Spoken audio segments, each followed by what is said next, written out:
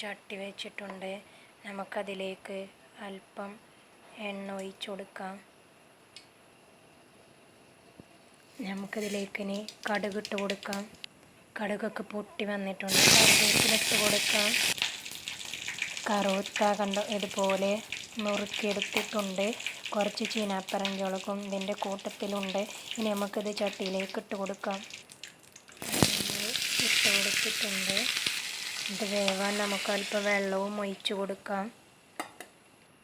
നമുക്കിതിലേക്ക് അല്പം ഉപ്പ് ചേർത്ത് കൊടുക്കാം. ഇനി ഒന്ന് മിക്സാക്കിയിട്ട് അടച്ചു വെച്ച് നമുക്കൊന്ന് വേവിച്ചെടുക്കാം. നമുക്കൊന്ന് അടച്ചു വെക്കാം. ഇനി നമുക്കൊന്ന് തുറന്ന് നോക്കാം. നമുക്കൊന്ന് ഇളക്കി. അങ്ങനെയുള്ള നമ്മളുടെ ഉപ്പേരി റെഡി ആയിട്ടുണ്ട്. കറുത്ത് വെച്ചിട്ടുള്ളൊരു ഉപ്പേരിയാണ് റെഡി ആയിട്ടുണ്ട്.